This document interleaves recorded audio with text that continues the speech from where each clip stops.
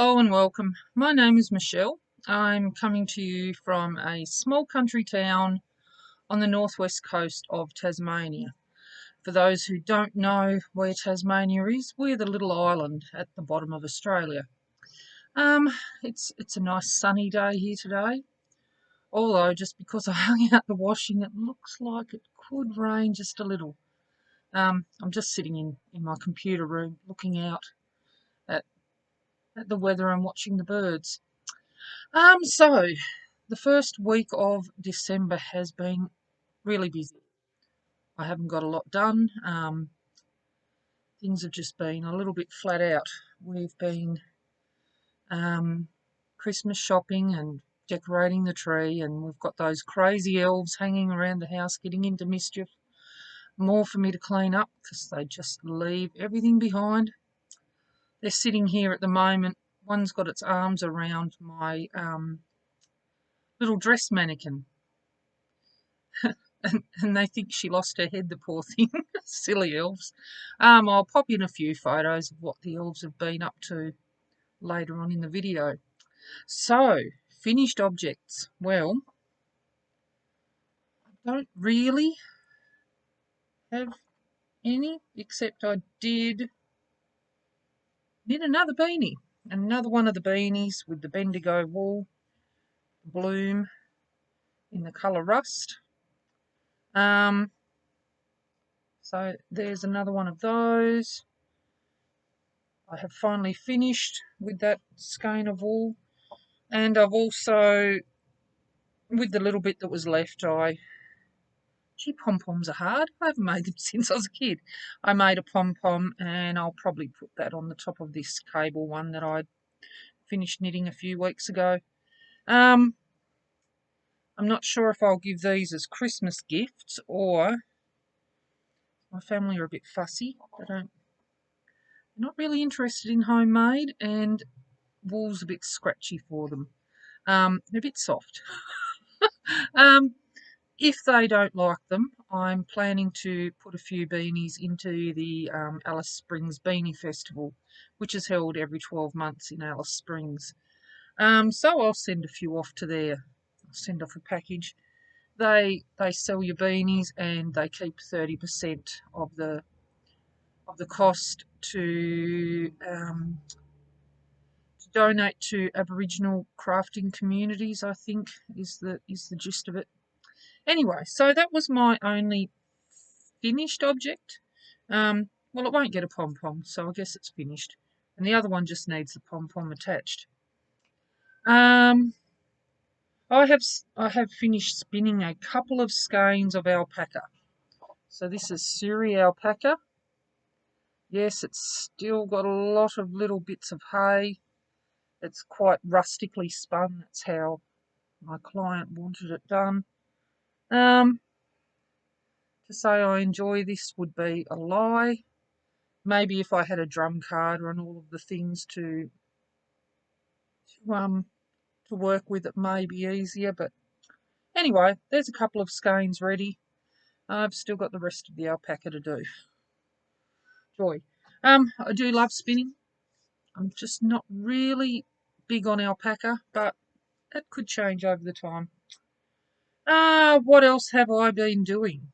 Well, I've been attempting to knit the Night Shift Shawl by Andrea Mowry. Now, it's not a hard pattern. It's not difficult. You just have to know where you're at in the pattern, and read it correctly would be also very useful. I think I may be on attempt 6 or 7. I've frogged it a few times, quite a few. I got quite a good way into it, and I'd made a couple of mistakes. I thought, oh, I can probably hide them. No one will notice. I noticed. And then I went and did it again, and I completely forgot where I was in the pattern.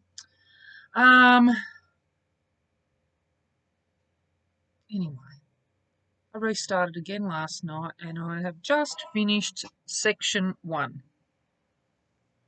So here is section 1. I'm wearing wearing a top. I'm using a commercial lot of wool. There's things like Four Seasons, there's Cleckheaton, there's Peyton's. Some are pure wool, some are wool blends. It's going to be nice, thick, warm shawl. So it's knit as a triangle.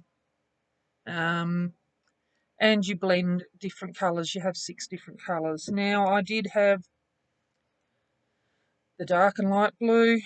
Then you went on to the dark blue and brown, then onto the dark blue and green, onto the dark blue and grey, onto the dark blue and yellow, and so forth. And then you start with the yellow and join all the colours like that. And I had got a well way into it. So anyway, this is what it's looking like so far.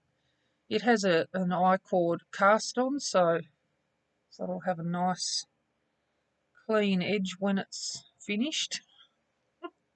I'll put a little clip of where I got to, and which shows a couple of mistakes, and they were just too big to not be obvious. So that's where I've got on that. What else am I planning? Still need to finish the bunnies for my granddaughters for Christmas. I've knit and put together one set. The other set I haven't put the bunny together. Took it to the market one day a couple of weeks ago, ready to stitch it up, and forgot the stuffing. So that didn't work, and I just haven't been enthusiastic about it. But I really need to get it done by Christmas, so I have to put the second bunny together and stitch the clothing together. What else have we been doing?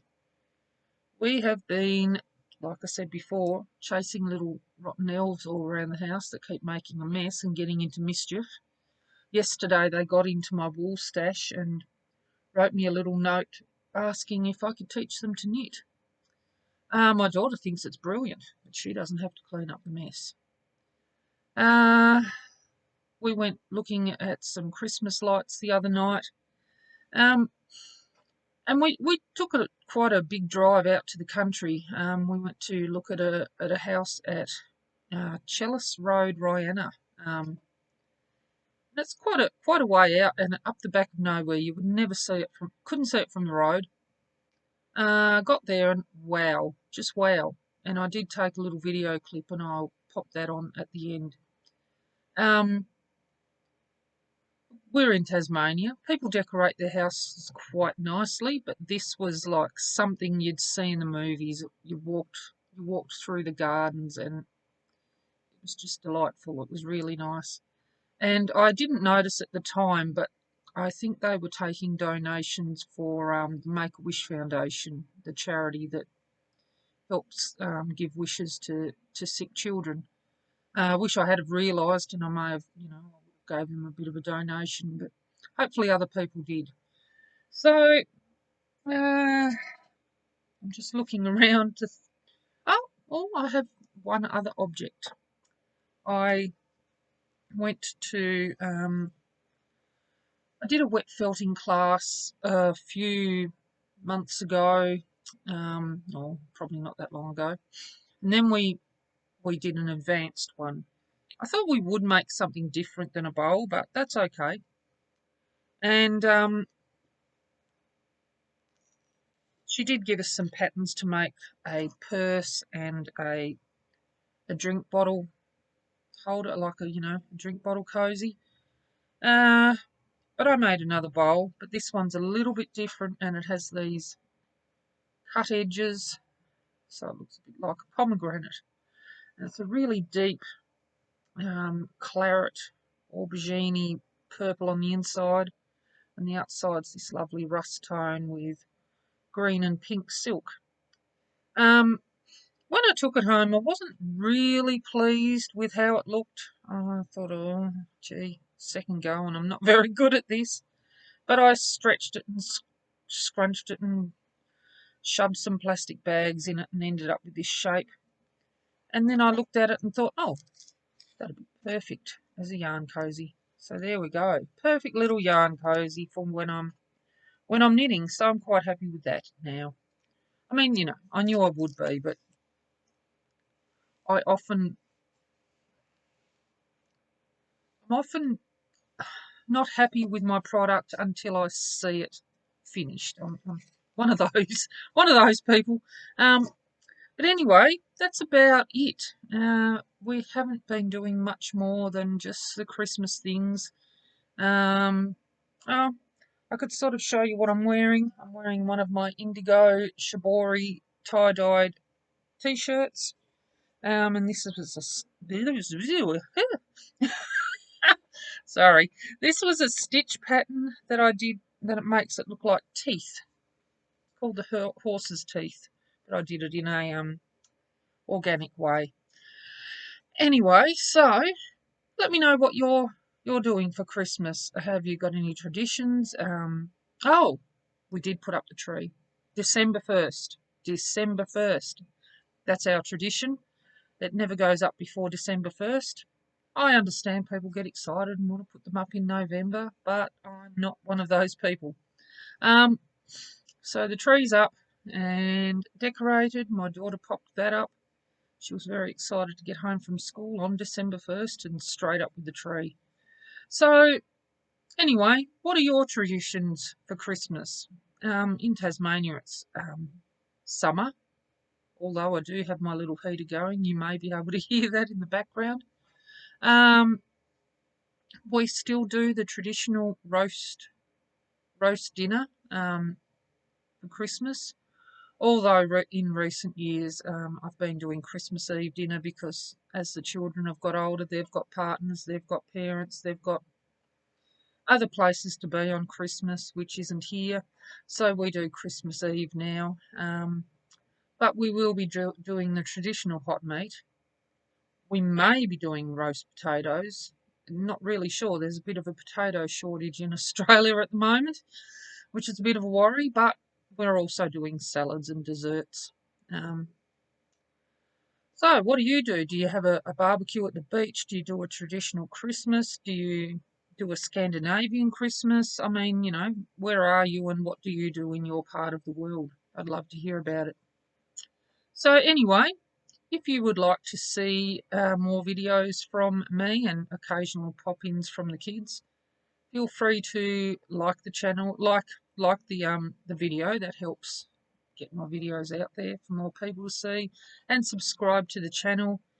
It's free. It doesn't cost anything. Have a look on my Facebook page, Hawthorn Grove, and my Instagram, Hawthorn Grove 71. I'll leave links below. And yeah, just pop in and say hi and let me know what you're doing for Christmas this year, or whether you don't do Christmas. You may do Hanukkah. You may not celebrate at all. Let me know. I'd like to read your comments. All right, well, thank you for watching, and I will see you again very soon. Bye for now.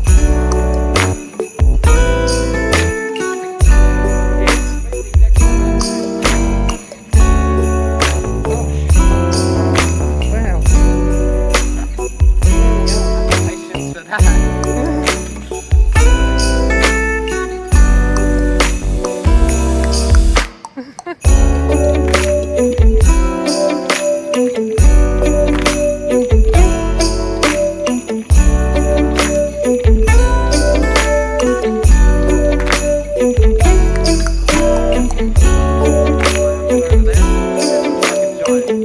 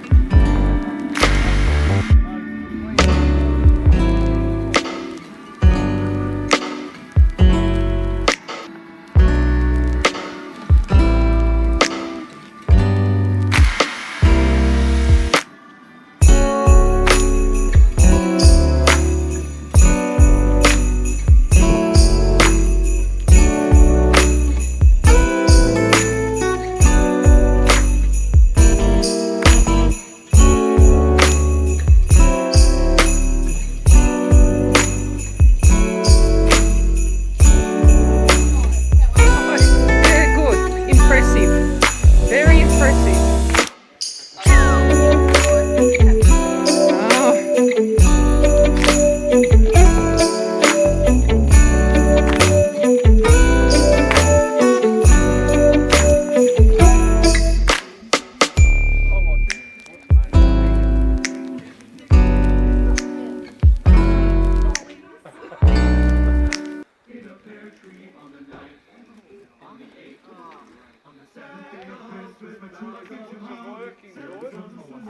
Keeps us on our toes.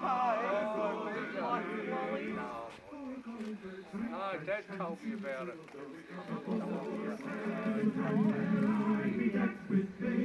Yeah, she keeps us out of mischief for September and October and November, that's for sure. Gives you something to do when there's nothing to do. Yeah, this is very true. And it's, yeah, once you switch it all on, it's well worth it.